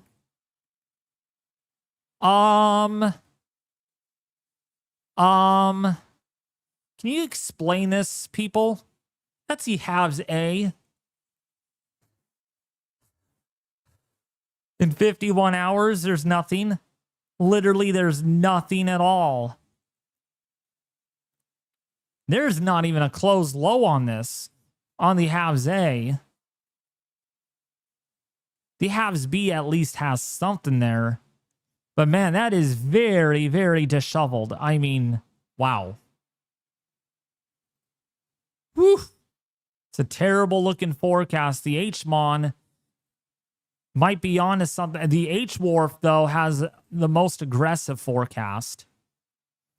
And it does try to develop a little nicer once it recurves out. But no Bermuda on the map, so that's a very good thing. Now, keep in mind, even so, the center does miss the islands, though. Look at these rain bands. These could have water spouts with them. So there's a water spout here, here, and of course, like in here, maybe a water spout. And there's your inner core structure. That's if the system can behave itself, but it looks like it's not doing. It's behaving somewhat with that burst of deep convection. But it is really sheared. It looks sheared. Nope. Mary, no. Nothing is going to hit Florida. The United States is not on the board game.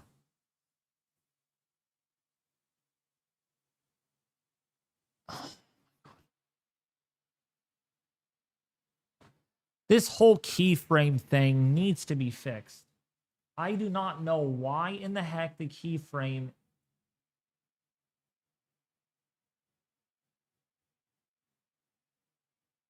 Oh my gosh. Someone's going to need to help me fix this, because literally...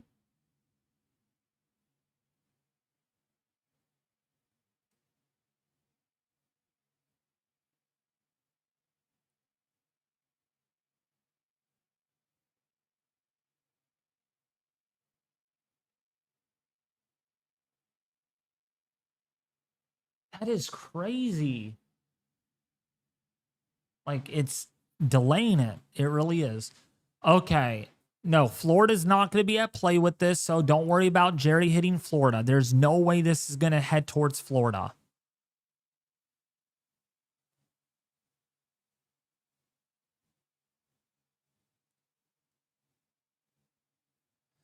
All right, I saw a weather guy saying that North Alabama could have 3 to 7 inches of snow. Wait, 3 to 7 inches of snow when? Is like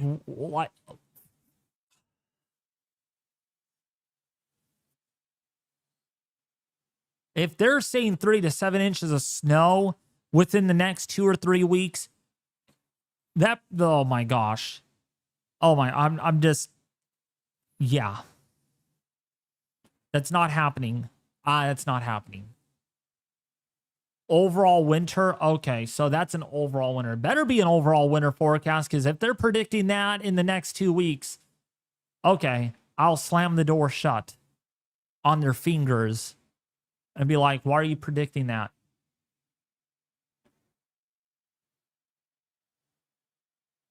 Okay, so it's all in Photoshop. I will not give you the answer. I'll just give you a rough estimate. Yeah, you know what? I'm not going to mess with this. That is reasonable. That is reasonable. Colton. Northern Alabama, more likely. Southern Alabama, less likely. You hope you get snow. Colton? Colton? I don't think you're getting snow for the next 2 weeks. By the way, do you have Discord, Colton? If you have Discord, seem really nice.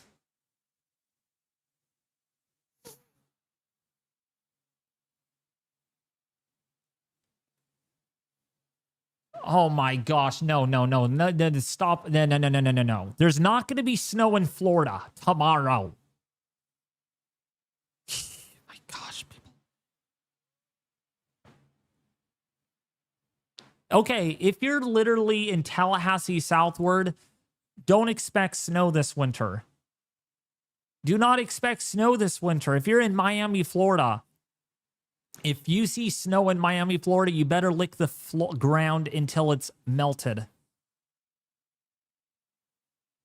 Oh, you don't have Discord? Darn it. That's fine. Yeah, you better lick the sidewalk if there's snow in Miami, Florida. Because that's probably the last time you would see it. What about nor'easters? All right, I will give you a little bit of a snapshot advertisement on that. I think there's going to be a lot of nor'easters this year, because the first thing that comes to mind, so how I make my winter forecast, I'm going to just shift gears here really quickly. So how I make my winter forecast is based on the QBO, okay, the quasi biennial mode. Or an oscillation. It's an oscillation that changes every 1.5 years. And we're in the easterly phase. What that means is, number one, MJO activity is not going to be all that active. And if it is active, it will be active for a little bit of the time. Secondly, the polar or stratospheric, not the tropospheric polar vortex. The stratospheric polar vortex is going to be extremely wavy this year, and it's going to be very weak at times. And a great example is if we look at the GFS here and the 18Z, because we're still getting in the new data right now. We go to here. This is a very weak displaced polar vortex, and we can see that here. If we look at the model, here's your polar vortex right here. It is very displaced from where it typically is, which is over here. And it sometimes meanders around the Arctic Circle, the Arctic Sea, but this is quite displaced. And in fact, there might even be a minor stratospheric warming event that takes place here. You can see the warm blob here in the upper stratosphere. So if that gets to be an issue, that would really lead to a huge disruption with our polar vortex, which probably explains why California is going to have some very cold weather, very cold in the fact that our average high this time of the year is still in the 80s. And we're going to have temperatures in the upper 50s to low 60s next week, perhaps, with rain, wind, thunderstorms, that kind of thing. And you get a lot of high latitude blocking. Like, look at this. This is just absurd right here. A lot of blocking, really not much in the way of, well, you get some trophiness, but not really like something that looks kind of like this.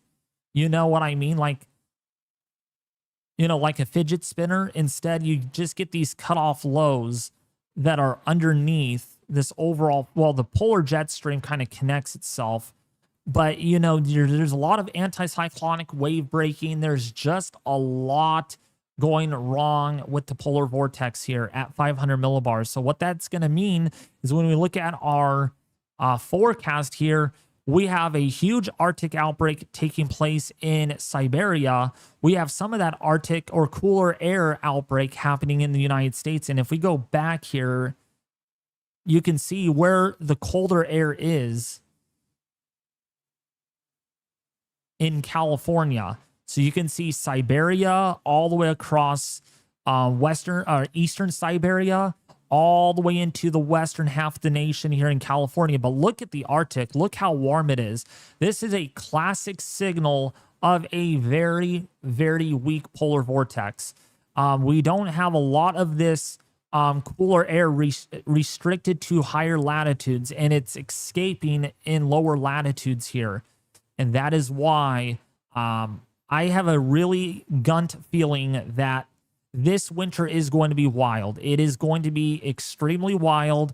I don't think it's going to be wild like we had the last couple of years, but it is going to be in the books of that. It's going to be close. A historic snowstorm, you can't predict that far out in advance. But it is, you know, something that extreme can happen with a polar vortex that is that weak. So that's something to consider here. It really is. When we look at our weeklies, you can see the jet stream as well, or the 700 millibar flow. This gets to be a lot stronger here. So it does look like by early November, the polar vortex gets more constrictive, where we have lower heights in higher latitudes and more low latitude ridging like we have in the Pacific, like we have in Siberia. So that means Arctic outbreaks don't look as likely under this type of pattern. And you can kind of see that here. Very warm in Siberia, really warm across much of the eastern half of the US. This is a colder air that's going to finish up probably across the west for the rest of October before we transition into more of a milder pattern. Now, while some of you do get some cooler air here, this is not really Arctic air.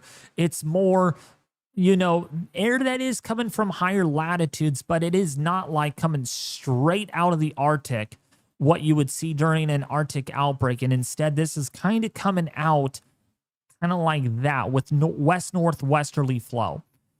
So the pattern looks to change perhaps by the early to the middle part of November here, where the cooler air gets restrictive more to higher latitudes. Supposedly, that's what the weeklies from the Euro is showing over that 7-day forecast, and the weeklies even include that.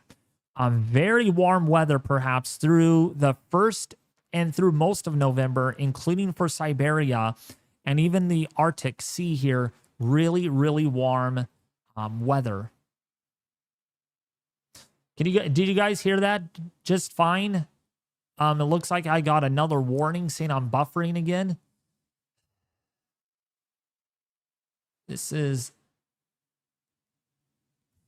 going to fix that. I'm going to have to fix that and work on it.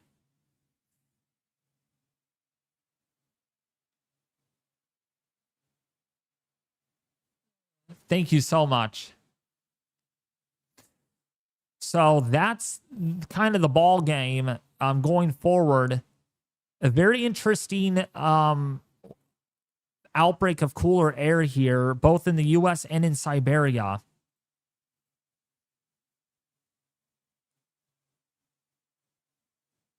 When will the snowstorm hit the U.S.? Under this kind of pattern, it doesn't look like it's going to happen. Well, early next week, California is going to get a wall of snow, it looks like. So, yeah, you can say California is going to welcome winter. First come, first serve, you know. And speaking of snow, let's look at the snow forecast.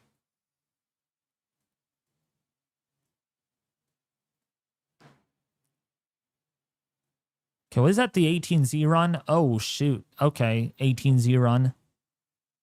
Yeah, okay, that's an outlier, more than likely, given the GFS. It has it more inland. Starting to get complicated there. So, yeah, snow in the mountains of the Sierra look pretty dang likely by early next week. Actually, a lot of people are going to be getting snow starting this weekend and going all the way into early to mid-October. And it is so interesting how the pattern changes. Like a month ago, we were not dealing with this. And man, that's a lot of snow. That's a big snowstorm up there, actually, in Canada. Nothing much in the U.S., so don't get your hopes up that, oh, winter's coming, David. We're going to get snow. Hooray, hooray. That is way up there. And man, that is a big-time blizzard up there in Saskatchewan, Canada. That's a massive storm.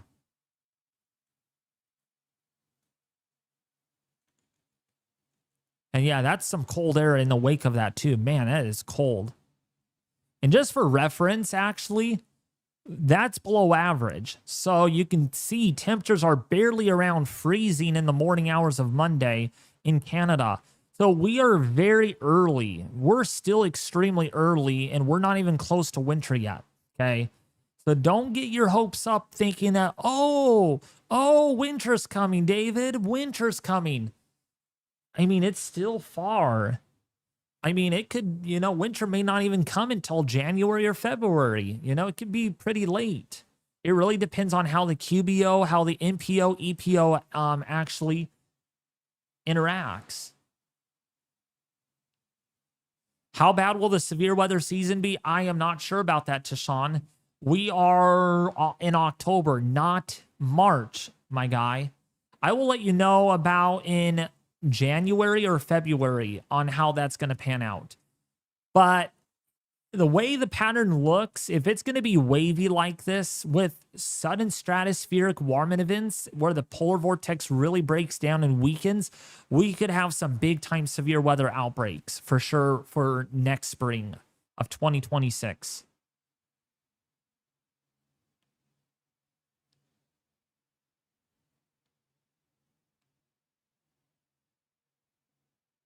And you guys are already getting excited for severe weather. Come on. Not until next spring. Let's go. Let's do this. Let's get through winter first, and then we'll talk about severe weather when we cross that bridge. Slow down. Slow down. One thing at a time. Let's focus on fall and winter before spring. Because I am not excited about spring yet. I am not excited. Because I am about done with this hot weather. I really am. So let's see what the latest GFS shows. Well, the next 10 days looks utterly quiet on the GFS. The 0Z coming in right now does not look very, very exciting. And I kind of figured. I figured all too much. That's what the 18Z or 0Z GFS was going to show. I mean, are you sure about a Central American gyre?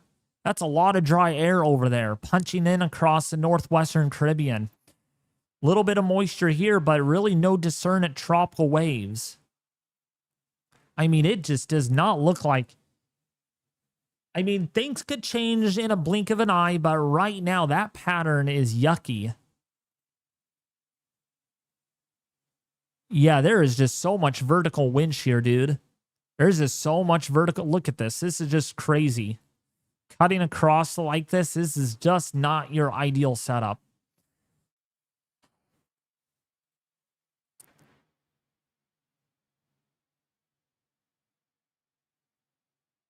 Yeah. It looks yucky. It looks yucky. April showers bring May flowers. How about this? April showers bring Colton showers. I'm just kidding.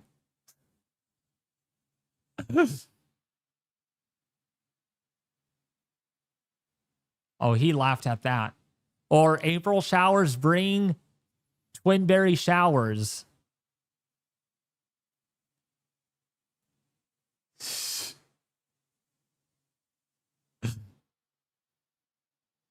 Okay. April showers bring Twinberry showers. How is that for you?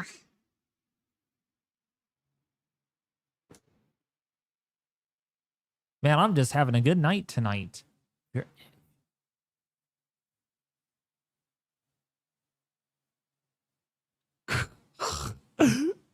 Oh, I love you guys so much. I love you guys. Anything else you guys want me to answer? I am on to a new bed schedule, so I need to be getting to bed here quite soon in the next hour.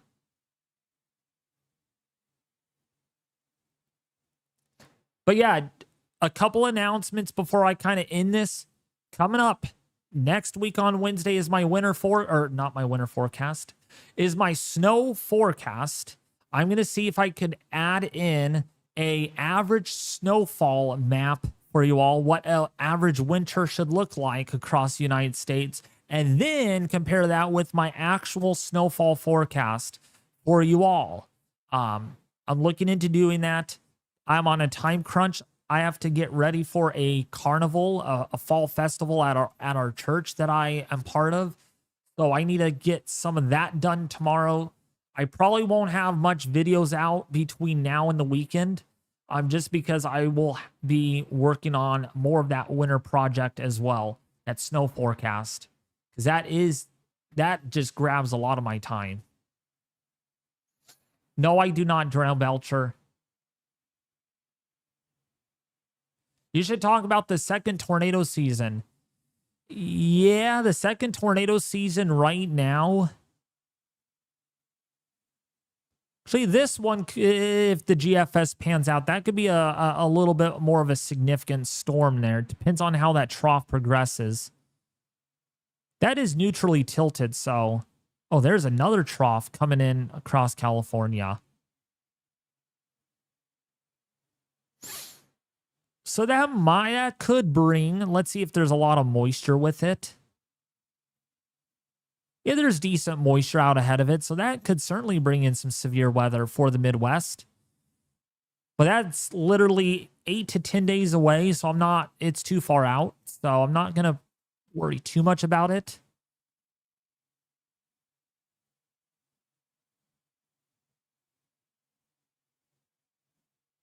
But yeah, there is some snow out up there in the northwestern portion of California, or most of or higher elevations of California, and northern US. That's what I'm thinking. It's going to be a damaging wind event. Except if any storms do fire along the warm front, though, that could be definitely. Low-level jet is not super. It's strong, but it could be stronger. But second severe weather season is not as exciting as the springtime. Anything like that for northern Alabama? Nothing big, no.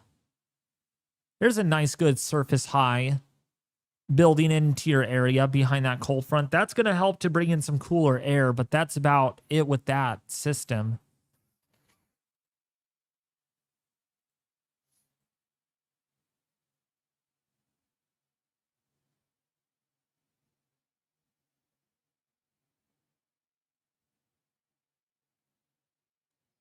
And then that front moves through potentially in about 10 days.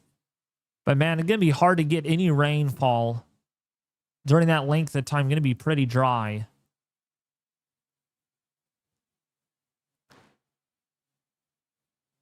But nice, good high pressure system moving in.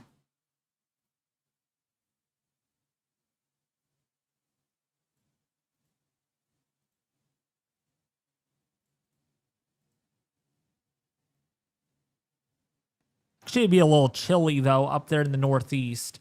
Fall-like weather there. You're very welcome, Isla. All right. Yeah, it's about almost 10 o'clock. Anything for Long Island? Let's see.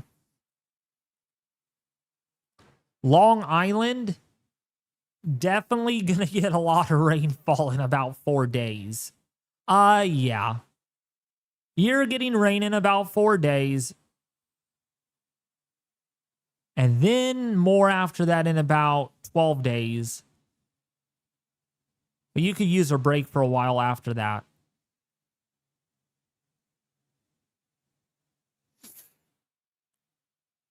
Look at that nice surface high building on in, keeping you all nice and dry, calm before the storm.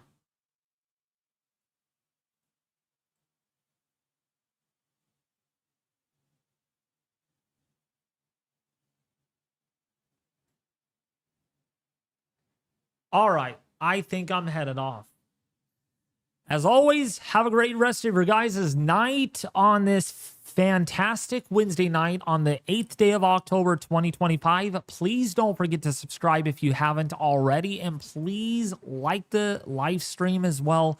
You guys are very awesome, and we'll catch you guys either tomorrow or on Friday. All right, got a lot to do. I'm busy with stuff outside of YouTube related to that snow forecast. I cannot wait to release that on Wednesday for you all. But anyways, as always, have a great night. Love you guys. Peace out.